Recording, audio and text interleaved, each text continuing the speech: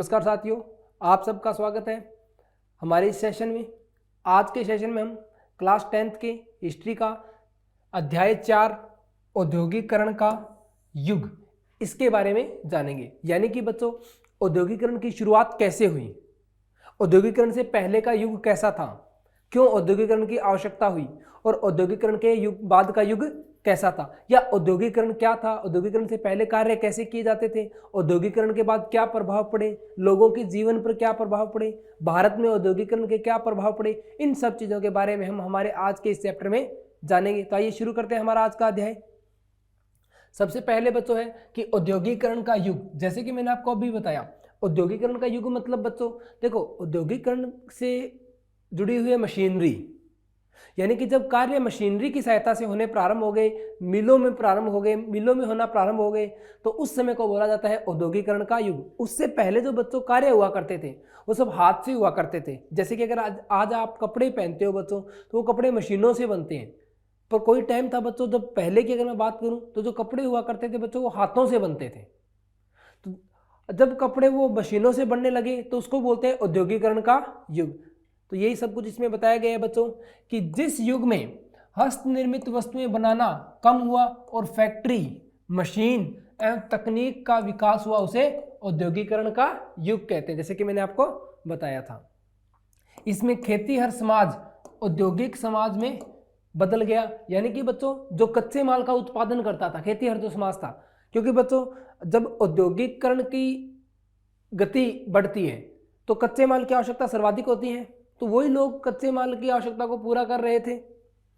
1760 से 1840 तक के युग को औद्योगिकरण युग कहा जाता है, जो मनुष्य के लिए खेल परिवर्तन नियम जैसा हुआ। यानी कि बच्चों जो औद्योगिकरण की जो शुरुआत है बच्चों वो मानी जाती है लगभग 1760 के आसपास से, और यह 1708 से चलकर 1840 तक ही पूर्णतः विकसित हो चुकी थी। यानी कि बोला जाता है कि सही मायनों के अंदर जो औद्योगिकरण प्रारंभ हुआ था बच्चों वो होता 19वीं सदी के पास आकर। यानी कि 19वीं सदी को बोला जाता है औद्योगिकरण का युग। यानी कि 1740 से 1840 तक उद्योगों का विकास हुआ, वैश्वीकरण को बढ़ावा मिला, एक देश दूसरे देश से कनेक्ट हुआ, तो धीरे धीरे ये सभी कार्य प्रारंभ हो चुके थे। अब मैं बात करूं पूर्व औद्योगिकरण की, यानी कि औद्योगिकरण से पहले की अगर मैं बात करूं तो यूरोप में औद्योगिकरण के पहले के काल को पूर्व के औद्योगिकरण का काल कहा जाता है। यानी कि लगभग 1740 से पहले का जो काल था, जब तक उद्योगों का विकास नहीं हुआ था, जब कार्य हाथ से हुआ करते थे, उस समय की बात कर रहे हैं। और अपने ब्रिटेन को कॉमन लेके चलेंगे बच्चों, क्योंकि ब्रिटेन ही वो देश है जिसमें सबसे पहले औद्योगिकरण की शुरुआत हुई थी। दूसरे शब्दों में कहा जाए तो यूरोप में सबसे पहले कारखाने लगने के पहले के काल को पूर्व औद्योगिकरण का काल कहते हैं। बच्चों जो ब्रिटेन है ये यूरोप महाद्वीप के अंतर्गत ही आता है, और जो औद्योगिकरण है मूलतः यूरोप महाद्वीप या ब्रिटेन से ही इसका प्रारंभ माना जाता है। इस अवधि में गांवों में सामान बनते थे जिसे शहर के व्यापारी खरीदते थे। यानी कि पूर्व औद्योगिक काल की बात कर रहे हैं। गांव के लोग सामान जैसे हाथ से कपड़े बुनना, क्यों उस समय बच्चों सारे कार्य हाथ से होते थे, तो हाथों के जो कार्य थे वो ग्रामीण परिवेश के लोग ज़्यादा करते थे, तो जो व्यापारी थे वो जाकर उनसे वो सामान खरीदते थे और उसे मार्केट में अवेलेबल करवाते थे।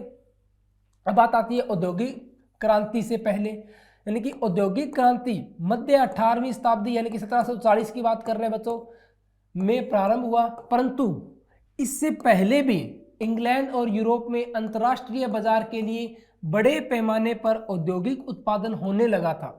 यानी कि अगर औद्योगिकरण से पहले की भी बात करें, जैसे कि मैंने आपको पहले भी बताया कि इंग्लैंड से ही औद्योगिकरण का प्रारंभ हुआ था, तो कहीं ना कहीं उसकी नींव इस समय तक पड़ चुकी थी, परंतु इसे फैक्ट्रियों में नहीं बनाया जाता था बल्कि हाथों से बनाया जाता था। यानी कि उस समय हस्तशिल्प से जो कार्य होते थे, तो वो भी बच्चों अगर मैं बात करूं तो इंग्लैंड सबसे पहला जो देश था जो अंतर्राष्ट्रीय मार्केट से जुड़ रहा था। जैसे कि आपको पता है बच्चों, इंग्लैंड ने पूरी दुनिया के ऊपर लगभग राज किए, हर एक जगह पे राज किए, तो कहीं ना कहीं उन्होंने अपनी इस क्षमता के कारण ही पूरी दुनिया पर राज किया था और व्यापारियों द्वारा बेचा जाता, यानी तभी यह सब व्यापारियों के नियंत्रण में था। और औद्योगिकरण के इसी चरण को इतिहासकार औद्योगिकरण कहते हैं। 17वीं और 18वीं सदी में क्या हुआ, अब बच्चों बात आती है कि औद्योगिकरण की शुरुआत कैसे हुई, कैसे उसकी नींव पड़ी, क्या मायने थे कि औद्योगिकरण की आवश्यकता पड़ी, या ऐसे क्या कारण हुए जिससे जो हाथ से जो कार्य होते थे वो उनके हिसाब से कम पड़ते जा रहे थे और मांग की जो मांग थी वो ज़्यादा होती जा रही थी और उसकी पूर्ति हो नहीं रही थी। तो कहीं ना कहीं ये कारण बने औद्योगिकरण के, और उसके जो कारण थे कि मांग ज़्यादा क्यों हो रही थी, उसका कारण था बच्चों आबादी, भूमंडलीकरण और मांग। क्योंकि देखो बच्चों, आबादी बढ़ेगी तो रहने के जो अनाज उत्पादन के लिए जो उसकी भूमि का क्षेत्र था वो कम होगा, और आबादी बढ़ने के साथ साथ मांग भी बढ़ेगी। अब मांग बढ़ रही थी, भूमंडलीकरण हो रहा था, उत्पादन कम हो रहा था, माल कम बन रहा था, तो बच्चों ये कारण बने कहीं ना कहीं जो औद्योगिक क्रांति थी उसके। तो अब शहरी इलाके के जो व्यापारी जनसंख्या की मांग के अनुसार उत्पादन को नहीं बढ़ा पा रहे थे, यानी कि अब मांग ज़्यादा बढ़ रही थी, उत्पादन हमेशा ग्रामीण प्रदेश के लोग ही कर रहे थे, अब वो कम पड़ते जा रहे थे बच्चों और मांग बढ़ती जा रही थी, जिसकी वजह से वे ग्रामीण इलाकों में जाना प्रारंभ कर दिया। वहाँ पर उन्होंने किसानों को रोजगार दिया और उत्पादन में वृद्धि की, यानी कि ज़्यादा से ज़्यादा किसानों को उन क्षेत्रों के तहत जोड़ने का कार्य करना प्रारंभ किया व्यापारियों ने, ताकि उस उत्पादन की मांग को पूरा किया जा सके। अब सवाल आता है कि किसानों ने नया रोजगार स्वीकार क्यों किया, यानी कि क्या कारण थे कि किसानों ने व्यापारियों की वो बातों को मान लिया, क्यों वो उस व्यापार के अंदर कूद पड़े, क्यों उन व्यापारियों के लिए हाथ से जो निर्माण होते थे, चीज़ों का, वस्तुओं का जो निर्माण होता था, उसके लिए हमें क्यों बनी, उसकी बात करेंगे। गांव के गरीब काश्तकार और दस्तकार सौदागरों के लिए काम करने लगे, क्योंकि अब खुले खेत जा रहे थे और कॉमसन की बाड़ाबंदी की जा रही थी, छोटे किसान की जमीन खत्म हो रही थी, इसीलिए गरीब किसान आमदनी के नए स्रोत ढूंढ रहा था। जैसे कि मतलब बात करूं बच्चों, भूमंडलीकरण बढ़ रहा था तो रोजगार की कमी आ रही थी, तो व्यापारियों ने कहीं ना कहीं उन लोगों को रोजगार प्रदान किया, और उस रोजगार को देखते हुए उन लोगों ने व्यापारियों की बात मान ली और उस तरह का व्यापार करना प्रारंभ कर दिया। अब बात करता हूं कि व्यापारियों का गांवों पर ध्यान देने का कारण, कि व्यापार सीधी सी बात है बच्चों, क्योंकि जो मांग थी वो कहीं ना कहीं गांवों के परिवेश से ही, गांव जो कच्चा माल था वो गांवों से ही कंप्लीट हो रहा था, पूरा हो रहा था। अब जब कच्चा माल गांवों से मिल रहा था, तो पहले भी अगर मैं बात करूं तो जो व्यापारी थे वो गांवों से ही जो सामान बनता था उसको लेकर मार्केट के अंदर, बाजार के अंदर लेके आते थे, तो कहीं ना कहीं गांवों से तो व्यापारी शुरू में ही जुड़ा हुआ था। पर अब ज़्यादा से ज़्यादा लोगों की आवश्यकता थी, तो वो लोग उन्हें ज़्यादा से ज़्यादा गाँवों में ही मिले, इसलिए गाँव का जो व्यापारी थे उनका ध्यान लगातार किसानों की ओर या गाँवों की ओर बढ़ता जा रहा था। तो शहरों में ट्रेड और क्राफ्ट गिल्ड बहुत शक्तिशाली होते थे। इस प्रकार क्राफ्ट गिल्ड मतलब जो सामान बनाया जाता है के संगठन प्रतिस्पर्धा और कीमतों पर अपना नियंत्रण रखते थे। वे नए लोगों को बाजार में काम शुरू करने से भी रोकते थे, यानी कि कुछ संगठन थे बच्चों जो व्यापारियों को गांव, जो शहरों के अंदर काम करने नहीं देते थे, अपना व्यापार करने नहीं देते थे। इसलिए भी यह भी एक कारण रहा कि बच्चों जो व्यापारी वर्ग जो था वो गाँव की ओर आकर्षित हो रहा था। इसलिए किसी भी व्यापारी के लिए शहर में नया व्यवसाय शुरू करना मुश्किल होता था, इसलिए वे गाँवों की ओर मुंह करना पसंद करते थे, यानी कि उनको अपने व्यापार के अंदर आसानी हो, इसीलिए वो लगातार गाँवों की ओर बढ़ रहे थे। अब मैं बात करूं बच्चों कि ब्रिटेन में पूर्व औद्योगिकरण के लक्षण, यानी कि ब्रिटेन में पूर्व औद्योगिकरण का जो युग था वो कैसा था, उसकी अपने बात करेंगे। तो शहर के व्यापारी गाँवों के किसानों को पैसे देते थे, जैसा कि अभी अभी हमने देखा कि जो व्यापारी थे उनका जो ध्यान था वो गांवों की ओर लगातार बढ़ता जा रहा था, जिसका कारण मैं आपको पहले भी बता चुका हूं। वे किसानों को अंतर्राष्ट्रीय बाजार के लिए उत्पाद बनाने के लिए प्रोत्साहित करते थे, क्योंकि जो व्यापारी था ना बच्चों, वो उन चीज़ों को जो ग्रामीण परिवेश के अंदर बनती थी, उन कार्यों को जो ग्रामीण में बनते थे, उन्हें वहां से उठाकर जो अंतर्राष्ट्रीय बाजार था, क्योंकि यूरोप शुरू से ही अंतर्राष्ट्रीय बाजार के संपर्क में था, यूरोप के जो व्यापारिक संबंध थे वो शुरू से ही अन्य देशों के साथ थे, तो कहीं ना कहीं हर एक व्यापारी इसी बात का फायदा उठाते हुए ग्रामीण परिवेश के अंदर अपना व्यापार जमाता और वहां से जो उत्पादित जो वस्तुएं होती थी उन्हें उठाकर अन्य देशों के अंदर अपना व्यापार करता था। तो गांवों में जमीन कम पड़ने लगी थी, जनसंख्या बढ़ रही थी, जिसकी जरूरत जमीन के छोटे टुकड़ों से पूरी नहीं होती थी, इसलिए किसानों को आय के अतिरिक्त साधनों की तलाश थी और इसी बात का फायदा उठाया व्यापारियों ने, और व्यापारियों ने उन किसानों को रोजगार दिया और अपने लिए कार्य करवाए। पूर्व औद्योगिकरण के समय विनियमों का एक जाल फैला हुआ था जिसे व्यापारी लोग नियंत्रित करते थे। सामान का उत्पादन वैसे किसान करते थे जो कारखानों में काम करने की बजाय अपने खेतों में काम करते थे। अंतिम उत्पाद कई हाथों से होता हुआ लंदन के बाजारों तक पहुंचता था। फिर इन उत्पादों को लंदन से अंतर्राष्ट्रीय बाजार में बेचा जाता था। जैसे बच्चों अगर मैं बात करूं, जैसे आज अपने गेहूं की बात करते हैं, खेतों में गेहूं होती है, किसान गेहूं बेचने मार्केट में जाता है, उसे उसका कुछ भी मूल्य मिलता है। बाद में वो गेहूं व्यापारियों के द्वारा खरीदी जाती है। जैसे अगर मैं बात करूं बच्चों, अगर भारत के हिसाब से, तो भारत में जो सर्वाधिक गेहूं है बच्चों वो होती है यूपी के अंदर। तो यूपी और कुछ क्षेत्र ऐसे भी हैं हमारे भारत के जहां गेहूं नहीं होती। तो अब मान लो वहां जहां पर गेहूं की पैदावार कम है भारत के जिन क्षेत्रों में, वहां गेहूं को लेके जाना है, तो व्यापारी सीधा जो किसान है वो वहां नहीं बेचता, वो पहले अपने जो मार्केट है वहां बेचेगा, वहां से दूसरा व्यापारी खरीदेगा और उस मार्केट के लिए लेके जाएगा, वहां से दूसरा व्यापारी मार्केट में खरीदेगा और फिर वो व्यापारी जो दुकानदार है उनको बेचेगा, आगे वो लोग जो गेहूं है दूसरे लोगों तक पहुंचेगी। तो आपने देखा बच्चों कि ये जो गेहूं का परिवेश था कितने माध्यम कितने हाथों से गुजर, और हर एक जगह लगातार जो रेट होता है वो बढ़ता जाता है। कहीं ना कहीं जो आय किसानों को मिलनी चाहिए थी वो रास्ते में व्यापारियों के अंदर बंट जाती है। अब मैं बात करूं कारखानों की शुरुआत, तो बच्चों इन्हीं सभी कारणों से, क्योंकि मांग लगातार बढ़ती जा रही थी और उत्पादन की बहुत तीव्र आवश्यकता थी, तो इसी को देखते हुए धीरे धीरे कारखानों की शुरुआत हुई ताकि जो मांग है उसकी पूर्ति की जा सके। सबसे पहले इंग्लैंड में कारखाने 1730 के दशक में बनना शुरू हुए और 18वीं सदी के आखिर तक पूरे इंग्लैंड में जगह जगह कारखाने दिखने लगे, यानी कि औद्योगिकरण की शुरुआत हो चुकी थी। और 1760 में ब्रिटेन में 2.5 मिलियन पाउंड का कपास आयातित होता था। आयातित मतलब बच्चों दूसरे देशों से खरीदा जाता था। और आप देख सकते हो बच्चों उस समय 2.5 मिलियन पाउंड, तो जो व्यापार था एकदम से किस लेवल पर चला गया था उस समय के हिसाब से देखें तो ये बच्चों ये राशि बहुत ज्यादा है। और 1787 तक यह मात्रा बढ़कर 22 मिलियन पाउंड, यह मात्रा 22 मिलियन पाउंड। तो आप देखो बच्चों कहां 2.5 मिलियन, और जैसे ही औद्योगिकरण का युग अपने चरम सीमा पर पहुंचा तो ये व्यापार 2.5 मिलियन पाउंड से 22 मिलियन पाउंड तक पहुंच गया। तो ये फर्क पड़े थे बच्चों औद्योगिकरण के। कारखानों से लाभ, अब बच्चों औद्योगिकरण यानी कारखानों यानी कि औद्योगिकरण, कि औद्योगिकरण से कौन कौन से लाभ हुए थे। तो कारखानों के खुलने से कई फायदे हुए। श्रमिकों की कार्य कुशलता बढ़ गई। बच्चों देखो क्या होता है, क्या जो लोग घरों में बैठ के काम करते थे, जैसे मान लो अगर आपको एक शर्ट बनानी है तो एक तो आप हाथ से बैठ के शर्ट बनाओगे तो हो सकता है 2 या 3 दिन में एक शर्ट बना पाओ। वहीं कारखाने में जाकर अगर आप शर्ट बनाओगे तो हो सकता है एक दिन में ही 10 शर्ट बना दो। तो कार्य कुशलता, कार्य करने की जो क्षमता थी वो लगातार श्रमिकों में बढ़ गई थी।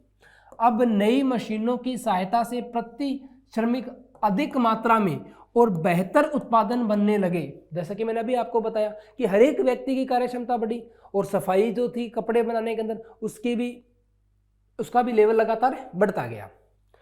औद्योगिकरण की शुरुआत मुख्य रूप से सूती कपड़ा उद्योग में हुई। सबसे पहला जो औद्योगिकरण का युग था वो सूती कपड़ा उद्योग के रूप में ही आया। उससे पहले जब मैं बात करूं औद्योगिकरण से पहले, तो जितना भी सूती कपड़ा था वो हाथ से बनाया जाता था और वो ज़्यादातर जो इसके व्यापारी थे या ज़्यादातर जो लोग सूती कपड़े बनाते थे वो भारत के लोग ही थे, यानी कि भारत से ही कपड़ा निर्यात होता था। कारखानों में श्रमिकों की निगरानी और उनसे काम लेना अधिक आसान हो गया था, क्योंकि देखो भूमंडलीकरण हो गया था और अब कार्य कुशलता थी, मशीनों के द्वारा कार्य किया जाता था, तो ये बहुत ही आसानी से कार्य किए जा रहे थे। अब बात आती है बच्चों औद्योगिक परिवर्तन की रफ्तार। ब्रिटेन में सूती कपड़ा और धातु उद्योग सबसे गतिशील उद्योग थे। सबसे पहले शुरुआत हुई सूती मिलों से। उसके बाद सूती मिलों से ब्रिटेन गया धीरे धीरे धातुओं की ओर, जो धातु उत्पादन था उससे संबंधित उद्योगों की ओर बढ़ने लगा। और यही कारण था बच्चों कि ब्रिटेन अलग अलग देशों में जाके राज करता था। राज करने का यही कारण था बच्चों, ब्रिटेन देखता था कि किस देश के अंदर कौन सी बहुमूल्य धातु है, कौन सा संसाधन वहां पर उपस्थित है, और उसका खनन करता और अपने देश में लाकर उससे अलग अलग वस्तुओं का निर्माण करता था। औद्योगिकरण के पहले दौर में 1840 के दशक तक सूती कपड़ा उद्योग अग्रणी क्षेत्र था, यानी कि सबसे आगे था। सबसे पहले जैसे कि मैंने आपको बात की, शुरुआत जो है बच्चों वो कहीं ना कहीं सूती कपड़ा उद्योग से ही हुई थी। रेलवे के प्रसार के बाद लोहा इस्पात उद्योग में तेजी से वृद्धि हुई। अब देखो बच्चों, व्यापार जो होता था वो समुद्री मार्ग से होता था, यानी कि बंदरगाहों से होता था। अब जो उत्पादन हुआ है फैक्ट्रियों के अंदर, उस फैक्ट्रियों से उत्पादन को जल्द से जल्द कम लागत में बंदरगाहों तक पहुंचाने के लिए एक रास्ते की जरूरत होती थी। तो इसलिए इन्हीं कारणों से ब्रिटेन ने रेलवे का आविष्कार किया, या मैं रेलवे प्रारंभ की, यानी कि पटरियां बिछना शुरू हुई। अब जब पटरियां बिछना शुरू हुई तो बच्चों आपको पता है जो वो पटरियां थी वो लोहे से बनती थी, यानी कि अचानक से जो लोहे का जो कारखाना था या जो लोहे के जो सामान थे उनमें उनकी मांग में वृद्धि होना प्रारंभ हो गई थी। और रेल का प्रसार इंग्लैंड में 1840 के दशक में हुआ और उपनिवेशों में यह 1860 के दशक में हुआ। उपनिवेशों यानी कि जहां इंग्लैंड या ब्रिटेन राज करते थे। जैसे कि आपको पता है बच्चों, भारत में भी रेल की शुरुआत 1853 में हुई और यह अंग्रेजों के द्वारा ही की गई थी। और इसका कारण भी यही था कि जो कच्चा माल है उसको जल्द से जल्द बंदरगाहों तक पहुंचाया जाए, यानी कि बंदरगाहों से कनेक्टिविटी बढ़ाने के लिए यह कार्य किया गया था। जैसे कि आपको पता है बच्चों, पहले बॉम्बे में ही इसका परीक्षण किया गया था। तो बॉम्बे में आपको पता है बच्चों समुद्र लगता है, यानी कि वहां से व्यापार आसानी से हो सकता है। और 1873 आते आते ब्रिटेन से लोहा और इस्पात के निर्यात की कीमत 77 मिलियन पाउंड हो गई। यह सूती कपड़े के निर्यात का दुगना था, यानी कि अब लोहा जो उद्योग था उसने सूती कपड़े उद्योग को भी पीछे छोड़ दिया था। इतनी ज्यादा क्रांति आई थी बच्चों। लेकिन औद्योगिकरण का रोजगार पर खास असर नहीं पड़ा। 19वीं सदी के अंत तक पूरे कामगारों का 20% से भी कम तकनीकी रूप से उन्नत औद्योगिक क्षेत्रों में नियोजित था। अब बच्चों हुआ क्या, मान लो आपको मैं ऑर्डर दूं कि आपको 20 शर्ट बनानी है और एक दिन में बनानी है। मैं औद्योगिकरण से पहले की बात कर रहा हूं। तो आप क्या करोगे भी, आपको पता है आप अकेले 20 शर्ट नहीं बना सकते एक दिन में, तो आप उसके लिए ज्यादा से ज्यादा लोगों को इकट्ठा करोगे। मान लो आपने कहा मैं अकेला नहीं बना सकता, तो मैंने 20 लोगों को काम दिया कि प्रत्येक लोग एक एक शर्ट बनाए। अब बात करूं मैं अगर औद्योगिकरण की, अभी भी मेरा वही ऑर्डर है कि 20 शर्ट बनानी है, तो क्या मैं अब उन 20 लोगों को काम पे रखूंगा? नहीं, अब वो काम एक आदमी भी कर सकता है। तो औद्योगिकरण की शुरुआत तो हुई, पर कहीं ना कहीं जो बेरोजगारी थी वो भी बढ़ रही थी। इससे यह पता चलता है कि नए उद्योग पारंपरिक उद्योगों को विस्थापित नहीं कर पाए थे। सूती कपड़ा और धातु उद्योग पारंपरिक उद्योगों में बदलाव नहीं ला पाए, लेकिन पारंपरिक उद्योगों में भी कई परिवर्तन हुए। ये परिवर्तन बड़े ही साधारण से दिखने वाले लेकिन नई खोजों के कारण हुए। इस तरह के उद्योगों के उदाहरण है खाद्य संसाधन, भवन निर्माण, बर्तन निर्माण, कांच, चमड़ा उद्योग, फर्नीचर आदि। ये देखो बच्चों, जब मांग बढ़ती गई, लगातार मांग बढ़ने के कारण इन चीजों की भी मांग बढ़ी, खाद्य संसाधनों की भी मांग बढ़ी। तो जो पारंपरिक जो काम चल रहे थे, पहले सिर्फ खदानों को इकट्ठा किया जाता था, अब उनको सुसज्जित करके रखना प्रारंभ कर दिया। मतलब एक, मैं ज्यादा फर्क तो नहीं कह सकता, पर कहीं ना कहीं फर्क होना प्रारंभ हो गया था। जैसा कि आज भी हम देखते हैं, नई तकनीकों को पैर जमाने में काफी वक्त लगता है, मशीनें महंगी होती थी और उनकी मरम्मत में भी काफी खर्च लगता था। इसलिए व्यापारी और उद्योगपति नई मशीनों से दूर ही रहना पसंद करते थे। आविष्कारकों या निर्माताओं के दावों के विपरीत नई मशीनें बहुत कुशल भी नहीं थी। यानी कि कहीं ना कहीं सभी लोग उन पारंपरिक तरीकों को छोड़ नहीं पा रहे थे, भूल नहीं पा रहे थे और उन्हीं तकनीकों से आगे बढ़ते जा रहे थे। जैसे बच्चों अगर मैं बात करूं पानी की, तो आपने देखा होगा बच्चों, आज पानी के कई फिल्टर आते हैं जो पानी को साफ करने का दावा करते हैं, पर आज भी ग्रामीण परिवेश के अंदर जो पानी है पारंपरिक तरीकों से शुद्ध किया जाता है और वो उसको ही अच्छा मानते हैं। क्योंकि बच्चों आजकल जो जितने भी फिल्टर आने में मैक्सिमम फिल्टर जो होते हैं वो इतना कुछ फिल्टर कर देते हैं कि पानी के अंदर जो हमारे शरीर के लिए उपयोगी पदार्थ हैं वो भी अलग कर दिए जाते हैं। पर जब आप पारंपरिक तरीकों से पानी को शुद्ध करते हो तो वो सभी पदार्थ उसके अंदर बने रहते हैं।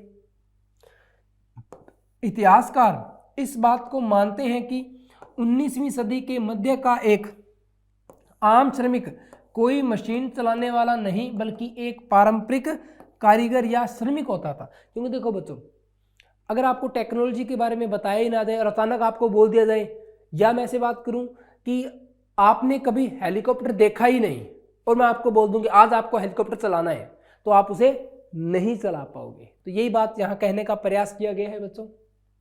आगे देखते हैं, मानव शक्ति और भाप की शक्ति। बच्चों ये उद्योग से संबंधित है कि एक तो कोई मशीन की शक्ति होती है और एक कोई मानव की शक्ति होती है, तो उन दोनों की शक्ति में कंपैरिजन किया गया है। उस जमाने में श्रमिकों की कोई कमी नहीं होती थी, इसलिए श्रमिकों की किल्लत या अधिक परिश्रमिक की कोई समस्या नहीं थी। इसलिए महंगी मशीनों में पूंजी लगाने की अपेक्षा श्रमिकों से काम लेना ही बेहतर समझा जाता था। अब बच्चों हुआ क्या, जैसे मान लो बच्चों मेरे को रोटी बनानी है, 500 रोटियों का मुझे ऑर्डर मिला है और 500 रोटियां बनानी है, तो मैं दो काम कर सकता हूं। एक तो मैं रोटी बनाने वाली मशीन लेके आऊं जिसकी कीमत मान लो 10 करोड़ रुपए है, वहीं मैं एक साथ 100 लोगों को ही हायर कर लूं भी आपको रोटी बनानी है और सबको मैं मान लूं 1000 रुपए भी दूं, तो भी बच्चों देखो कितनी बचत हुई, 10 लाख में सारा काम हो गया। तो यही बात यह है बच्चों, श्रमिकों की कमी नहीं थी तो जो व्यापारी थे वो मशीनों की तरफ जा ही नहीं रहे थे क्योंकि उन्हें उतना कुशल मिल रहा था। आगे देखते हैं, मशीन से बनी चीजें एक ही जैसी होती हैं क्योंकि वो बिल्कुल पैटर्न फिक्स होता है बच्चों, वो एक ही तरह की चीजें बार बार रिपीटेशन करता है। वे हाथ से बनी चीजों की गुणवत्ता और सुंदरता का मुकाबला नहीं कर सकती थी और उच्च वर्ग के लोग हाथ से बनी हुई चीजों को अधिक पसंद करते थे। यानी कि कहीं ना कहीं पारंपरिक जो तरीके थे वो उन पर हावी हो रहे थे। लेकिन 19वीं सदी के अमेरिका में स्थित कुछ अलग ही थी। अमेरिका में स्थिति की बात कर रहे हैं बच्चों कि वहां कुछ अलग ही काम चल रहा था। वहां पर श्रमिकों की कमी होने के कारण मशीनीकरण ही एकमात्र रास्ता बचा था। अमेरिका के हिसाब से बोल रहे हैं कि अमेरिका में क्या कुछ चल रहा था, श्रमिकों का जीवन। अब मैं बात करता हूं उस समय श्रमिकों के जीवन पर क्या प्रभाव पड़ा और उनका जीवन कैसा चल रहा था। काम की तलाश में भारी संख्या में लोग गांवों से शहरों की ओर पलायन कर रहे थे। नौकरी मिलना इस बात पर निर्भर नहीं करता था कि किसी को क्या काम आता है, यह इस बात पर निर्भर करता था कि किसी के कितने अधिक दोस्त या रिश्तेदार पहले से ही वहां काम पर लगे हैं। यानी कि बच्चों आप में क्या कौशल है इस बात पर निर्भर नहीं करता था कि आपको रोजगार मिलेगा या नहीं मिलेगा, सिर्फ इस बात पर निर्भर करता था कि क्या आपके लोग वहां काम कर रहे हैं। जान पहचान के बगैर नौकरी मिलना बहुत मुश्किल होता था। किसी को महीनों तक नौकरी पाने का इंतजार करना होता था क्योंकि बच्चों श्रमिकों की कमी नहीं थी, श्रमिक पहले से ही बहुत ज्यादा थे। तो अगर आप बिना किसी जान पहचान के जाते तो वहां आपको काम नहीं मिलता था। ऐसे लोग बेघर होते थे जिन्हें पुलों या रेन बसेरों में अपनी रातें बितानी पड़ती थी। कई निजी लोगों ने भी रेन बसेरे बनवाए थे। गरीबों के लिए बनी पुअर लॉ अथॉरिटी ऐसे लोगों के लिए कैजुअल वार्ड की व्यवस्था करती थी। ये कुछ बातें बताई गई कि वे लोग जो बेघर होते थे उनके लिए क्या क्या कार्य किए गए। अब मैं बात करूं स्पिनिंग जेनी मशीन का विरोध, क्यों इस मशीन का विरोध किया गया। आप देख सकते हो बच्चों ये स्पिनिंग जेनी मशीन है। अब मैं देखता हूं इसके विरोध क्यों किया गया। तो 19वीं सदी की शुरुआत में पारिश्रमिक में थोड़ा सा इजाफा हुआ, लेकिन विभिन्न क्षेत्रों के आंकड़े प्राप्त करना मुश्किल है क्योंकि उनमें हर साल काफी उतार चढ़ाव होता था बच्चों। यानी कि ये बात कर रहा है जो लोगों को, जो श्रमिकों को वेतन मिल रहा था उसकी बात, कि उनके वेतन में कितनी बढ़ोतरी हुई उसकी बात कर रहे हैं हम यहाँ। किसी भी श्रमिक के जीवन स्तर पर नियोजन की अवधि का पूरा असर पड़ता था। तो ये आप देख सकते हो बच्चों, स्पिनिंग जेनी मशीन है और कैसे इसे कपड़ा तैयार किया जाता था, बुना जाता था।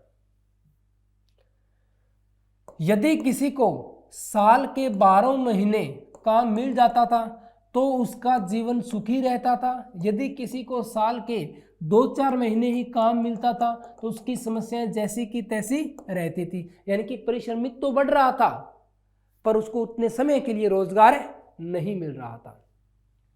19वीं सदी के मध्य तक अच्छे दौर में भी शहरों की आबादी का लगभग 10% अत्यधिक गरीब हुआ करते थे। देखो बच्चों, वही बात है कि आपको रोजगार मिलेगा पर आपकी जानकारी होनी चाहिए, आपकी वहां जान पहचान होनी चाहिए। यानी कि आपकी जान पहचान के आधार पर ही आपको रोजगार मिल सकता था।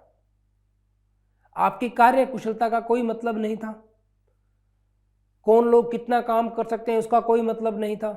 सिर्फ यह निर्भर करता था कि आपकी जान पहचान कौन। हो सकता है अगर आपको 12 महीने अच्छा वेतन मिले तो आप सुखी जीवन जिए, पर वहीं 2 महीने तो आपको वेतन अच्छा मिला और आगे के 6 महीने आपको काम भी नहीं मिला। तो अगर मैं 6 महीनों का एवरेज निकालूं तो ये वेतन तो बहुत ही कम हो गया। तो ये सब कुछ ऐसी स्थितियां उस समय बन रही थी। आर्थिक मंदी के दौर में बेरोजगारी बढ़कर 35 से 75% के बीच हो जाती थी। आर्थिक मंदी मतलब जब व्यापार मंदा होता था, यानी कि जब मांग घट जाती थी, उत्पादन ज्यादा हो जाता था, तो अब जो व्यापारी लोग थे वो श्रमिकों को बाहर निकाल देते थे क्योंकि काम की कम आवश्यकता है, उत्पादन वैसे ही ज़्यादा हो चुका है, मांग कम है, तो ज़्यादा और उत्पादन करके करेंगे क्या, तो वो श्रमिकों को काम से निकाल देते थे। जब काम से निकाल देते थे तो बेरोजगारी लगातार क्या होती थी, बढ़ जाती थी, यानी कि बेरोजगारी में इजाफा होता था। कई बार बेरोजगारी के डर से श्रमिक लोग नई तकनीक का जमकर विरोध करते थे। उदाहरण के लिए जब स्पिनिंग जेनी को लाया गया तो महिलाओं ने इन नई मशीनों को तोड़ना शुरू किया। उन महिलाओं को अपना रोजगार छिन जाने का डर था। देखो बच्चों, वही बात है, आज की अगर मैं बात करूं, मान लो आपको एक नाली खोदनी है, तो एक तो आप जेसीबी मशीन से लाकर खोदो और एक वहीं श्रमिकों को लेके आओ, तो श्रमिक कभी पसंद नहीं करेंगे कि आप वो कार्य जेसीबी मशीनों से करवाएं। तो इसीलिए उन महिलाओं ने भी इसका जमकर विरोध किया। और 1840 के दशक के बाद शहरों में भवन निर्माण में तेजी आई। इससे रोजगार के नए अवसर पैदा हुए। अब तो शहरीकरण भी बढ़ रहा था, अब नए नए भवन के निर्माण होना है तो आपको मिस्त्री की भी आवश्यकता होगी और मजदूरी, दिहाड़ी मजदूरी करने वाले व्यक्ति की भी आवश्यकता होगी। और 1840 में यातायात के क्षेत्र में श्रमिकों की संख्या दुगनी हो गई, जो आने वाले 30 वर्षों में फिर से दुगनी हो गई। यानी कि अब देखो बच्चों, कुछ लोग जैसे गांव से रोज शहरों में जाते, कुछ शहरों से गांवों में आते, दूर दूर तक सफर करना प्रारंभ कर दिया था, तो परिवहन के अंदर भी, यातायात के अंदर भी लगातार क्या हो रही थी, वृद्धि हो रही थी। भारत का कपड़ा उद्योग का युग। अब मैं बात करूंगा भारत के कपड़े उद्योग के युग की, यानी कि वहां क्या कुछ चल रहा था, मैं उसकी बात करूंगा। आइए शुरू करते हैं कि 18वीं सदी के मध्य तक ईस्ट इंडिया कंपनी ने भारत में अपना बिजनेस जमा लिया था। यानी कि बच्चों आपको पता है 1764 के अंदर बक्सर के युद्ध के बाद जो अंग्रेज थे उन्होंने वास्तविक सत्ता स्थापित कर ली थी भारत के अंदर। इस अवधि में व्यापार के पुराने केंद्रों जैसे सूरत और हुगली का पतन हो चुका था और व्यापार के नए केंद्रों जैसे कलकत्ता और बंबई का उदय हुआ था। यानी कि वे शहर जो कहीं ना कहीं जो हमारी कोस्टल एरियाज हैं वहां पड़ रहे थे। जब एक बार ईस्ट इंडिया कंपनी ने अपनी राजनीतिक प्रभुता स्थापित कर ली, यानी कि 1764 में बक्सर के युद्ध के बाद, तो इसने व्यापार पर अपने एकाधिकार को जताना शुरू कर दिया। यानी कि अब वह किसी अन्य व्यक्तियों को या भारतीय जो व्यापारी थे उनको व्यापार नहीं करने देते थे। कंपनी ने कपड़ा व्यवसाय से जुड़े हुए पारंपरिक व्यापारियों और दलालों को उखाड़ना शुरू किया। जैसा कि मैंने आपको बताया कि भारतीय जो व्यापारी थे उनको काम करना बंद कर दिया था। उसके बाद कंपनी ने बुनकरों पर सीधा नियंत्रण बनाने की कोशिश की और इस काम के लिए लोगों को वेतन पर रखा गया। ऐसे लोगों को गुमास्ता कहा जाता है, यानी कि वे लोग जो पहले अपना खुद का कार्य करते थे, जिनका अपना खुद का काम होता था, अब उन्हें भी सरकार के यानी कि अंग्रेजों के अंडर में काम करना पड़ा। उन्हें भी ऑर्डर दिए जाते थे कार्य करने के लिए, यानी कि अब वो खुद तो व्यापार कर नहीं सकते थे, अब वो व्यापार करते अंग्रेजों के माध्यम से, तो कहीं ना कहीं वो अंग्रेजों का ही व्यापार बनकर रह गया था। और गुमास्ता का काम था बुनकरों के काम की निगरानी करना, आने वाले माल का संग्रहण करना और कपड़े की क्वालिटी की जांच करना। अब मैं बात करूं बच्चों कि कंपनी यह कोशिश भी करती थी कि बुनकर किसी दूसरे ग्राहक के साथ डील न कर ले। इस काम को करने के लिए एडवांस के सिस्टम का सहारा लिया जाता था, यानी कि एडवांस में पैसे दे दिए जाते थे ताकि इस व्यक्ति पर कहीं ना कहीं अपना प्रभुत्व स्थापित कर लिया जाए और वो कहीं ना कहीं आपके अधीन हो जाए, आपका ऋणी हो जाए। इसी तरह से काम करवाया जाता था। और इस सिस्टम के तहत बुनकरों को कच्चे माल खरीदने के लिए कर्ज दिया जाता था। यानी कि मान लो बच्चों, मैं कोई उद्योग प्रारंभ करना चाहता हूं, तो किसी व्यक्ति ने मेरे को कर्ज दिया, तो अब मैं उसी के अधीन कार्य करूंगा, यानी कि अब वो मेरे को जो ऑर्डर देगा कहीं ना कहीं मैं उसका अधीन हो गया और ऋणी हो चुका हूं। तो वही ये बात यहां बताया जा रहा है कि ऋणी हो जाते थे। जब कोई बुनकर कर्ज ले लेता था तो इस बात के लिए बाध्य हो जाता था कि किसी अन्य व्यापारी को अपना माल न बेचे, यानी कि अब मुझे मेरा माल उन्हीं लोगों को बेचना पड़ेगा जिससे मैंने कर्ज लिया था। और एडवांस के इस नए सिस्टम ने बुनकरों के लिए कई समस्याएं खड़ी कर दी। अब बच्चों देखो, जब मैं बाध्य हूं कि आपको ही अपना माल बेचूंगा और किसी को मैं अपना माल बेच ही नहीं सकता, तो अब मैं मोल भाव नहीं कर सकता था। अब मुझे जिस रेट में मेरे जो व्यापारी है वो मुझे जिस रेट में मुझसे खरीदेंगे, मुझे उस रेट में बेचना पड़ेगा। यानी कि मार्केट के अंदर प्रतिस्पर्धा क्या हो गई थी, खत्म हो गई थी।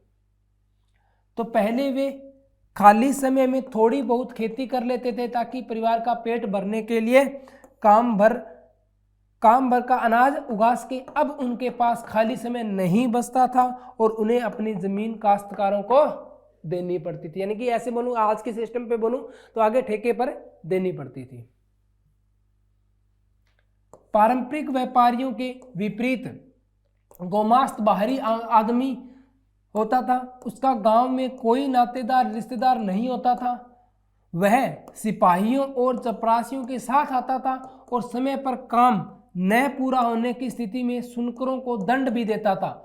और गुमास्ता अवसर हेकड़ी दिखाया करता था। कई बार गुमास्ता और बुनकरों के बीच लड़ाई भी हो जाती थी। यानी कि वो उन अंग्रेजों के उस उपनिवेश शासन के द्वारा एक स्थापित किया गया अधिकारी था जो उन बुनकरों के ऊपर ध्यान रखता था, क्वालिटी को चेक करता था, कार्य समय पूरा न होने पर उन्हें दंडित भी करता था। अब मैं बात करता हूं बच्चों मैनचेस्टर का भारत में प्रकोप। मैनचेस्टर बच्चों इंग्लैंड की वो सिटी है जो कपड़ा उद्योग से जुड़ी हुई है।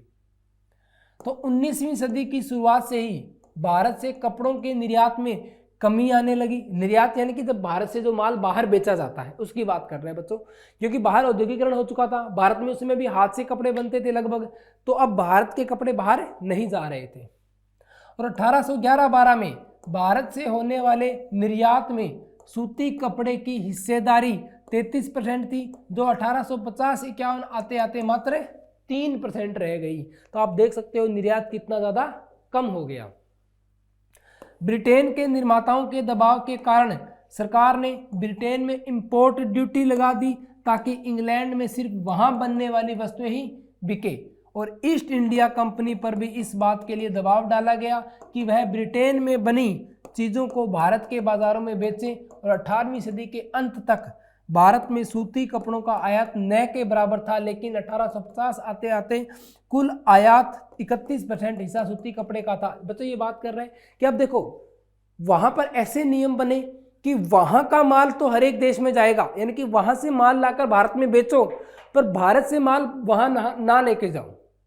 यानी कि वहां जो मशीनों से सूती माल जो कपड़े तैयार होते थे अब उनको भारत में लाकर बेचा जा रहा था, जबकि जो पहले उल्टा था, पहले भारत से कपड़े बाहर निर्यात किए जाते थे और अब भारत में आयात हो रहे थे। और जो कि आपको बता रहे हैं कि आयात जो था वो लगभग 31% हो गया था, यानी कि कितना बढ़ गया था, जो न के बराबर हुआ करता था। तक यह हिस्सेदारी बढ़कर 70% हो गई। आप देख सकते हो अचानक से कितना आयात भारत के अंदर होने लगा था। आयात यानी कि सूती कपड़े जो थे वो बाहर से भारत के अंदर आना प्रारंभ हो गए। भारत में हाथ से बने सूती कपड़ों की तुलना में मैनचेस्टर की मशीन से बने हुए कपड़े अधिक सस्ते थे, क्योंकि देखो बच्चों, मशीनों से जो कपड़े तैयार होते हैं वो काफ़ी सस्ते होते हैं, जबकि हाथ से बने क्योंकि उसमें श्रम है वो ज़्यादा लगता है, ज़्यादा श्रम को देखते हुए वो महंगे हो जाते थे। तो अब भारत के लोग भी बाहरी कपड़ों को पसंद करने लगे थे, उनकी मांग बढ़ने लगी थी, और जैसे जैसे उनकी मांग बढ़ रही थी वैसे वैसे भारत में आयात भी लगातार बढ़ता जा रहा था। इसलिए बुनकरों का मार्केट शेयर गिर गया और 1850 का दशक आते आते भारत के सूती कपड़े के अधिकांश केंद्रों में भारी गिरावट आ गई, क्योंकि अब भारत के कपड़े बाहर जा ही नहीं रहे थे, तो धीरे धीरे वो केंद्र लगातार क्या हो रहे थे, बंद हो रहे थे। और 1860 के दशक में संयुक्त राज्य अमेरिका में गृह युद्ध शुरू हो चुका था, इसलिए वहां से ब्रिटेन को मिलने वाले कपास की सप्लाई बंद हो चुकी थी। इसके परिणाम स्वरूप ब्रिटेन की भारत की ओर मुंह करना पड़ा और अब भारत में कपास ब्रिटेन को निर्यात होने लगा। इससे भारत के बुनकरों के लिए कच्चे कपास की भारी कमी हो गई। देखो बच्चों, इंग्लैंड के अंदर सूती कपड़े मिलें बन चुकी थी, अब उन्हें ज़्यादा से ज़्यादा कपास चाहिए था। पहले कपास वो अमेरिका से लेते थे, पर अमेरिका में गृह युद्ध की स्थिति के बाद अब वहाँ से कपास आ नहीं रहा था, तो उसके बाद कपास आ रहा था बच्चों भारत से, तो अब भारत से सारा कपास बाहर जाने लगा, तो भारत के ही जो बुनकर थे उनके लिए कपास ही नहीं बच रहा था, यानी कि इतनी ज़्यादा कमी आ चुकी थी कपास की। ये है बच्चों एक सूरत के अंदर इंग्लिश फैक्ट्री सूती मिल, एक कपड़ा उद्योग है, आप देख सकते हो इसके अंदर। अब मैं बात करूं कि भारत में कारखानों की शुरुआत, कि भारत में कारखानों की शुरुआत कैसे हुई, क्या क्या थी उसके अंदर, उसमें बात करेंगे अपने। तो बंबई में पहला सूती कपड़ा मिल 1854 में बना और उसमें उत्पादन 2 वर्षों के बाद शुरू हो गया। कपड़ा मिल यानी कि भारत में जो मिलें लगी उसकी बात कर रहे हैं। और 1862 तक 4 मिल चालू हो गए थे। उसी दौरान बंगाल में जूट मिल भी खुल गई, यानी कि भारत में भी औद्योगिकरण अब शुरू हो चुका था।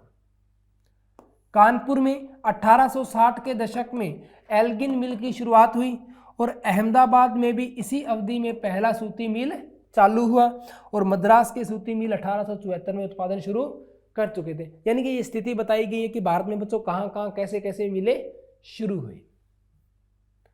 देख सकते हो बच्चों आप, जहाँ जहाँ जिन जिन स्थानों पे ये मिले शुरू हुई हैं, बंबई, मध्य प्रांत, मद्रास, बंगाल, ये बड़े क्षेत्र थे। अब मैं बात करता हूँ बच्चों कि मजदूर कहाँ से आते थे, जो मजदूरों की ज़्यादा आवश्यकता पड़ती थी उसकी मैं बात करता हूँ। ज़्यादातर औद्योगिक क्षेत्रों में आसपास के जिलों से मजदूर आते थे। इनमें से अधिकांश मजदूर आसपास के गांवों से पलायन करके आए थे और फसल की कटाई और त्योहारों के समय वे अपने गांव भी जाते थे, यानी कि वो फसल को भी संभाल रहे थे और मजदूरी भी कर रहे थे, क्योंकि कहीं ना कहीं जीवन यापन का संकट उनके सामने भी उभर चुका था। ताकि अपनी जड़ों से भी जुड़े रहें, ऐसा आज भी देखने को मिलता है। दिल्ली और पंजाब में काम करने वाले मजदूर छुट्टियों में बिहार और उत्तर प्रदेश वापस जाते हैं, यानी कि जो लोग काम के सिलसिले से बाहर निकलते हैं तो वो त्योहारों के समय या साल के कुछ समय में अपने गाँवों में, अपने घरों में वापस भी जाते हैं। और कुछ समय बिताने के बाद लोग काम की तलाश में अधिक दूरी तक भी जाने लगे और उदाहरण के लिए यूनाइटेड प्रोविंस के लोग भी बम्बई और कलकत्ता की तरफ पलायन करने लगे थे, यानी कि संयुक्त राष्ट्र जो मैंने आपको बीच में दिखाया, यूनाइटेड प्रोविंस जो ये संयुक्त प्रांत था, यहाँ के लोग। लेकिन काम मिलना आसान नहीं होता था। उद्योगपति अक्सर लोगों को काम पर रखने के लिए जॉबर की मदद लेते थे, जो किसी प्लेसमेंट कंसल्टेंट की तरह काम करता था। आज जैसे बच्चों अगर मैं बात करूं जैसे कंपनियों में कैसे प्लेसमेंट होते हैं, तो वो उनकी विशेषता देखकर या जानकारी के बेस पे करता था। अक्सर कोई पुराना और भरोसेमंद मजदूर जॉबर बन जाता था। जॉबर अक्सर अपने गांव के लोगों को श्रेय देता था, यानी कि अगर मान लो किसी गांव का ही आदमी जॉबर बन गया तो वह अपने ही गांव के लोगों को पहले रखेगा, तो अन्य गांव के लोग कहीं ना कहीं इस रेस में पीछे हो जाते थे। तो वह उन्हें शहर में बसने में मदद करता था और जरूरत के समय कर्ज भी देता था। इस तरह से जोबर एक प्रभावशाली व्यक्ति बन गया था। वह लोगों से बदले में पैसे और उपहार मांगता था और मजदूरों के जीवन में भी दखल देता था। यानी कि बच्चों अब रिश्वतखोरी प्रारंभ हो चुकी थी कि मैं आपको काम दिला दूंगा, आप मुझे उपहार में ये दो। तो कहीं ना कहीं मैं कह सकता हूँ रिश्वतखोरी शुरू हो चुकी थी। अब मैं बात करता हूं बच्चों लघु उद्योगों का वर्चस्व, यानी कि जो छोटे उद्योग थे वो कैसे पनपे, कैसे उनका वर्चस्व रहा बड़े उद्योगों पर। उद्योग में वृद्धि के बावजूद अर्थव्यवस्था में बड़े उद्योगों का शेयर बहुत कम था, क्योंकि बच्चों बड़े उद्योगों को स्थापित करने में ज़्यादा पूंजी लगती थी। तो आज भी हर एक जगह छोटे उद्योगी कार्य कर रहे थे। लगभग 67 यानी कि 67% बड़े उद्योग बंगाल और बंबई में थे और देश के बाकी हिस्सों में लघु उद्योगों का बोलबाला था और कामगारों का एक बहुत छोटा हिस्सा ही रजिस्टर्ड कंपनियों में काम करता था। और 1911 में यह शेयर 5% था, तो 1931 में 10% था। तो आप देख सकते हो बच्चों, क्योंकि देखो जो बड़े उद्योग थे वो कहीं ना कहीं बंदरगाहों के आसपास थे, बाकी पूरे भारत के अंदर क्या थे, छोटे उद्योग ही विकसित थे। 20वीं सदी में हाथ से होने वाले उत्पादन में इजाफा हुआ। हथकरघा उद्योगों में लोगों ने नई टेक्नोलॉजी को अपनाया। बुनकरों ने अपने करघों में फ्लाई शटल का इस्तेमाल शुरू किया और 1941 आते आते भारत के 35% से अधिक हथकरघों में फ्लाई शटल लग चुका था। यानी कि एक नई तकनीक के साथ हाथ से कपड़े बनाना प्रारंभ हो चुका था। और त्रावणकोर, मद्रास, मैसूर, कोचीन और बंगाल जैसे मुख्य क्षेत्रों में 70 से 80% हथकरघों में फ्लाई शटल लगे हुए थे। इसके अलावा और भी कई नए सुधार हुए जिससे हथकरघों के क्षेत्र में उत्पादन क्षमता बढ़ गई थी। यानी कि कुछ छोटी तकनीकों की सहायता से उन्होंने अपने कौशल को और ज्यादा बढ़ा लिया था। बाजार में होड़ कि कैसे जो छोटे जो उद्योग थे, जो लघु उद्योग थे, वो कैसे प्रतिस्पर्धा कर रहे थे बड़े उद्योगों के साथ। तो ग्राहकों को रिझाने के लिए उत्पादक कई तरीके अपनाते थे। ग्राहक को आकर्षित करने के लिए विज्ञापन एक जाना माना तरीका है। आज भी अगर मैं बात करूं बच्चों तो आप देखते होंगे समय समय पर बहुत सारी अनेकों ऐड आती हैं, चाहे वो अखबार के माध्यम से हो, चाहे वो टीवी के माध्यम से हो। बच्चों आप जितनी ज़्यादा ऐड देखोगे आप उस चीज़ के लिए उतने ही आकर्षित होना प्रारंभ हो जाओगे। आप किसी चीज़ का बार बार जब नाम सुनते हो तो जब आप उसी से संबंधित कोई चीज़ लेने जाते हो तो आप उसी की मांग करते हो। तो ये उस समय भी होता था बच्चों। और मैनचेस्टर के उत्पादक अपने लेवल पर उत्पादन का स्थान जरूर दिखाते थे, यानी कि ये कहाँ बना हुआ कपड़ा है। एक प्रतिस्पर्धा से आज भी अगर मैं बात करूं बच्चों, ब्रांडेड कपड़े आते हैं तो कुछ लोग जो होते हैं उस ब्रांड को देखकर ही कपड़ा खरीद लेते हैं कि हाँ ये वहां बना हुआ है, तो वो उस समय भी इस चीज का इस्तेमाल करते थे। मेड इन मैनचेस्टर का लेबल क्वालिटी का प्रतीक माना जाता था, यानी कि क्योंकि शुरुआत कपड़ों की मैनचेस्टर में हुई, सबसे बेहतरीन कपड़ा वहीं बनता था। और इन लेबल पर सुंदर चित्र भी होते थे और इन चित्रों में अक्सर भारतीय देवी देवताओं की तस्वीर होती थी और स्थानीय लोगों से तारतम्य बनाने का यह एक अच्छा तरीका था। यानी कि भारत के लोगों की आस्था को देखते हुए, क्योंकि देखो बच्चों उन्होंने आस्था को एक मुद्दा बनाया और अपने लोगों के अंदर भारतीय देवी देवताओं की तस्वीर बनाई ताकि लोग आसानी से उस पर विश्वास कर सकें। 19वीं सदी के उत्तरार्ध तक उत्पादकों ने अपने उत्पादकों को मशहूर बनाने के लिए कैलेंडर बांटने भी शुरू कर दिए और किसी अखबार या पत्रिका की तुलना में एक कैलेंडर की शेल्फ लाइफ लंबी होती है। क्योंकि बच्चों अगर एक कैलेंडर जब आपको दिया जाता है तो आप उसे पूरे 12 महीने रखते हैं, तो 12 महीने वो चीज़ आपके सामने रहती है। तो ये एक एडवर्टाइजमेंट का, एक विज्ञापन का नया तरीका था। और भारत के उत्पादक अपने ही विज्ञापनों में अक्सर राष्ट्रवादी संदेशों को प्रमुखता देते ताकि अपने ग्राहकों से सीधे तौर पर जुड़ सकें। ये थी बच्चों बाजार में होड़ की बात। इसी के साथ बच्चों हमारा आज का ये अध्याय यहीं समाप्त होता है। आज के इस अध्याय में हमने औद्योगिकरण के बारे में जाना, औद्योगिकरण के युग के बारे में जाना, इससे पहले के युग के बारे में देखा, भारत के बाजार के बारे में जाना, उसमें बाजारों में होड़ के बारे में जाना। अब हम मिलते हैं हमारे अगले अध्याय के साथ। धन्यवाद।